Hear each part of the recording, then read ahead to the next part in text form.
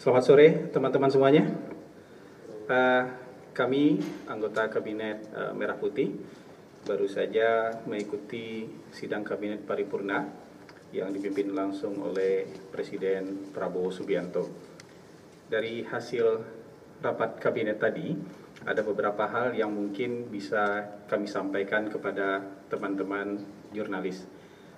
Tadi Presiden menyampaikan bahwa beliau akan melaksanakan perjalanan ke luar negeri, ya, dimulai nanti dari hari Jumat.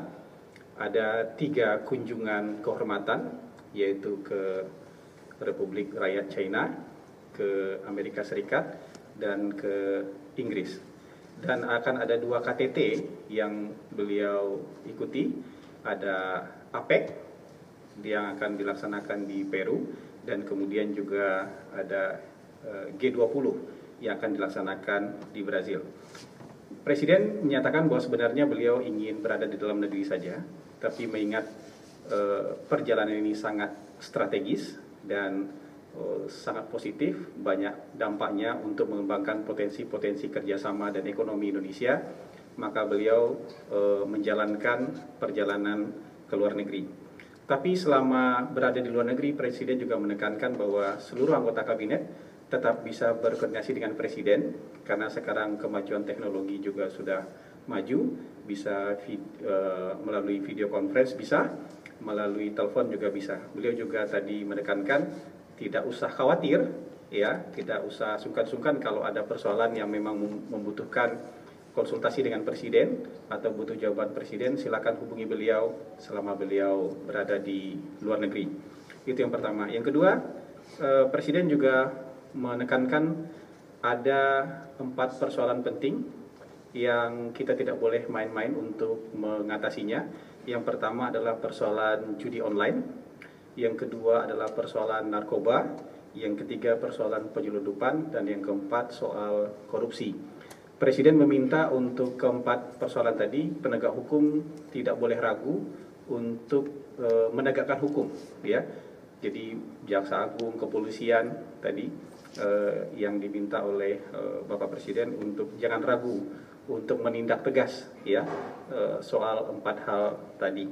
Dan yang terakhir tadi juga Presiden menyatakan untuk seluruh kementerian, lembaga, dan badan untuk menjalankan efisiensi dalam pelaksanaan tugas-tugas keseharian dan dalam menyelenggarakan kegiatan mereka, termasuk juga misalnya efisiensi dalam perjalanan dinas. Tadi beliau menyampaikan ilustrasi bahwa kalau seluruh perjalanan dinas ini diefisienkan, maka mungkin bisa menghemat anggaran dan bisa menjadi jaminan untuk jaminan perumahan rakyat. Bisa dijaminkan sebagai jaminan perumahan rakyat. Kira-kira ilustrasinya seperti itu. Kemudian juga beliau menekankan kita untuk tidak lagi gembar-gembor terlalu banyak menyelenggarakan seremoni-seremoni baik di tingkat nasional maupun di tingkat internasional. Ini karena kita sekarang mau fokus untuk kesejahteraan rakyat, mau fokus untuk ketahanan pangan, ketahanan energi, dan untuk menyelenggarakan makan bergizi gratis. Mungkin itu poin-poin dari hasil rapat kabinet tadi yang bisa kami sampaikan kepada teman-teman semua. Terima kasih. Assalamualaikum warahmatullahi wabarakatuh. Mungkin 3 pertanyaan saja, ya. Mas Azad, Rio dari CNN TV. Apakah kemudian tadi juga dibahas oleh Pak Presiden dengan sejumlah kabinet menteri, pertama tentang kemenangan Pilpres Amerika Serikat dari Donald Trump pertama itu, dan apakah kemudian dalam kunjungan Presiden ke Amerika Serikat apakah ada agenda untuk menemui Donald Trump, dan apakah kemudian yang akan berdampak pada relasi hubungan 2 negara ini, Mas? Terima kasih.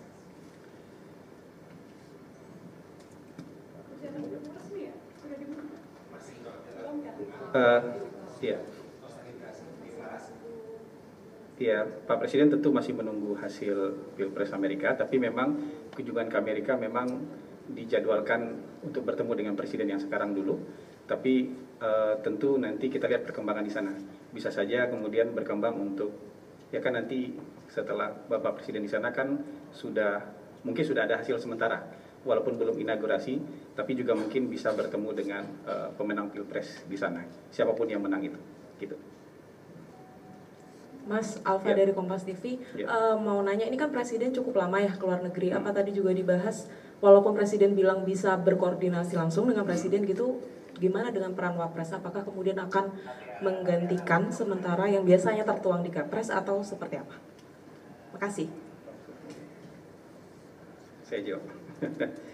Jadi seperti biasa tentu nanti ketika Presiden menjalankan tugas ke luar negeri, maka Wakil Presiden akan diserahkan tugas untuk menjalankan tugas-tugas Presiden mengelola pemerintahan.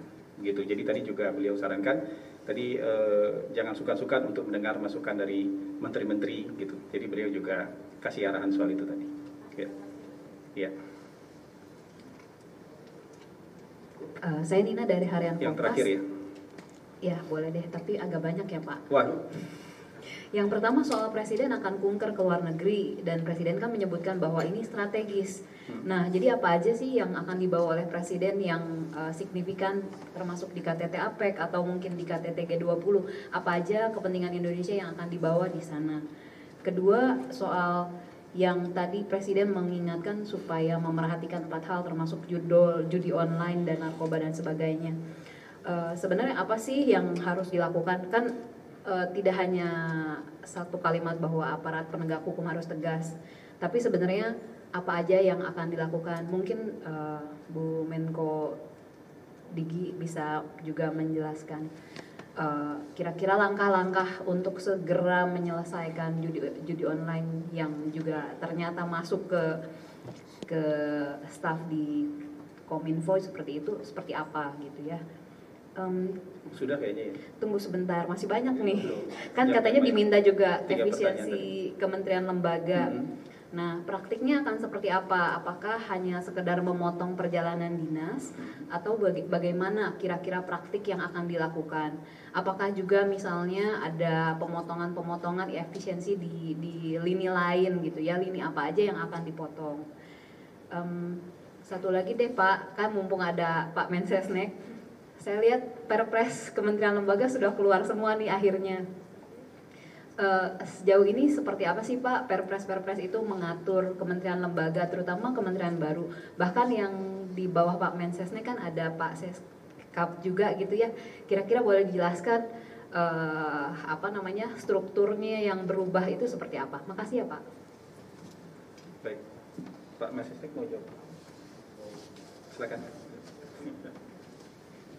Baik, terima kasih. Ini pertanyaannya terakhir tapi saya diminta menjawab duluan.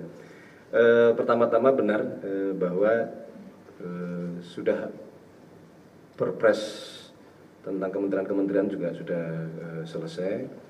Memang dengan adanya perubahan jumlah maupun nomenklatur kementerian, tentu di situ ada penyesuaian terhadap tugas-tugas dan fungsi kementerian-kementerian yang sebelum kabinet itu terbentuk sudah kita diskusikan, sudah kita bicarakan bersama-sama, sudah kita rancang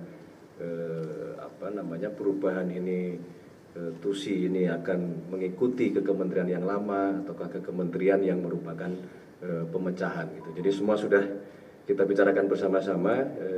Kita tunggu nanti setelah ini akan proses dilanjutkan dengan semua kementerian menyusun SOTK, kemudian segera menyelesaikan DIPA, karena di bulan November, akhir November ini kami seluruh kementerian harus sudah menyelesaikan DIPA untuk 2025. Saya kira itu berkenaan dengan masalah Perpres. Kalau tadi ada sedikit menyinggung perubahan di Kemensesnek, memang betul bahwa sekarang fungsi Sekretariat Kabinet berada di bawah Kementerian Sekretariat Negara supaya menjadi satu kesatuan di dalam memberikan layanan kepada Presiden maupun kepada Kabinet.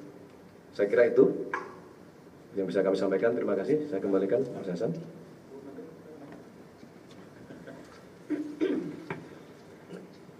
Ya, Bapak Ibu, teman-teman sekalian, terkait judi online.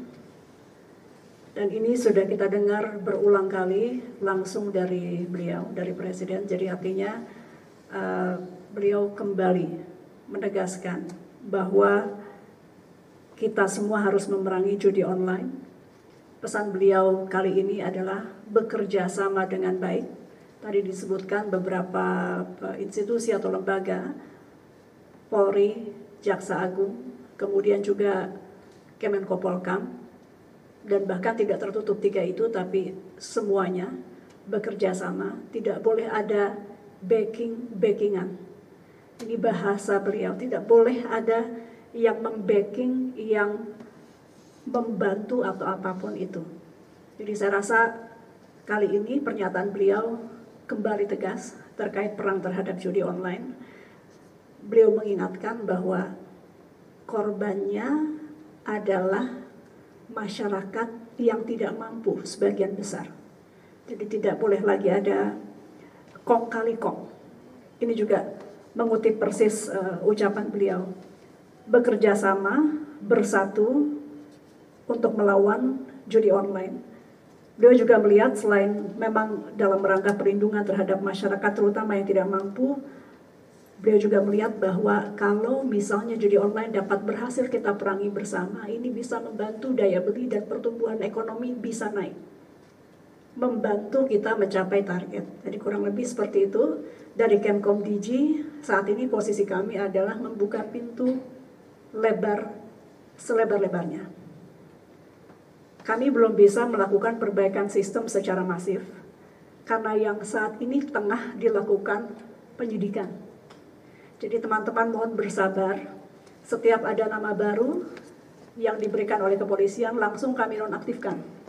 Dan rapat barusan juga kami gunakan kesempatan sesudahnya untuk berdiskusi dengan Polri, Kapolri khususnya, mengenai langkah-langkah ke depan yang tentunya ini tertutup.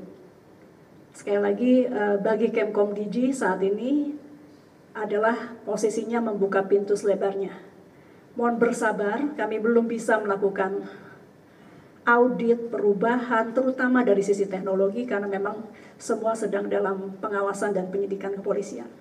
Saya rasa itu, terima kasih. Kembali penutupnya mungkin di Ketua PCO, Kepala PCO.